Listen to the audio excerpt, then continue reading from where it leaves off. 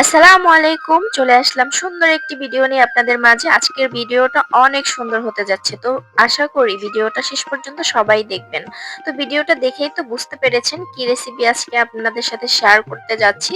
তো কথা না বাড়িয়ে মূল রেসিপিতে চলে যাই। প্রথমেই হচ্ছে আজকে আমি দুধ এনেছিলাম বাজার থেকে। সো ওই দুধটা ফেটে গেছে। তো ভাবলাম এটা তো খাওয়া যাবে না। তো এটা থেকে আমি সুন্দর একটা ছানা বানিয়ে একটা মিষ্টি তৈরি করে নেই।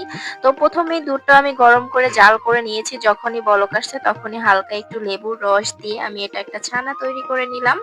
এবার হচ্ছে এটা আমি ছেঁকে সুন্দর করে ২ ঘন্টার জন্য রেখে দিয়েছিলাম। একদম পানিটা ঝরে যখন এসেছে তখন আমি একটা পাত্রে ঢেলে নিলাম। এখানে দিয়ে দিলাম বেকিং পাউডার, দেন হচ্ছে এখানে যা উপকরণ দিচ্ছি আপনারাও দিবেন। কর্নফ্লাওয়ার, আটা আপনারা আমার ঘরে নাই এজন্য আমি স্কিপ করেছি। আপনারা চাইলে দিতে পারেন। এটা বন্ডিংটা খুব ভালো হবে।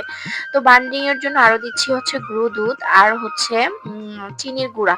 চিনিটা আমি গুঁড়ো করে নিয়েছি তাহলে খুবই ভালো হয়, দানা দানা যাতে না থাকে। তো চিনির গুঁড়োটা দিয়ে আমি সুন্দর করে এটা একদম মথে একদম একটা সফট একটা ডো তৈরি করে নিব। একদম সবগুলা ভালোভাবে মিশিয়ে একদম নরম করে নিব।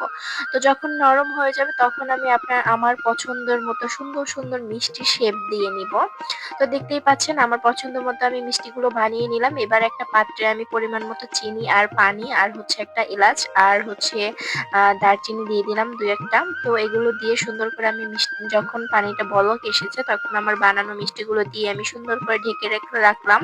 এবার কিন্তু আমার মিষ্টিটা বানানো হয়ে গেছে। এবার কিছুক্ষণ আমি রান্না করে নিব। যখনই মিষ্টিটা হয়ে যাবে তখন নামিয়ে এই যে পরিবেশন করলাম। তো ভিডিওটা কেমন হয়েছে অবশ্যই জানাবেন। সবাই ভালো থাকবেন, সুস্থ থাকবেন। আল্লাহ হাফেজ।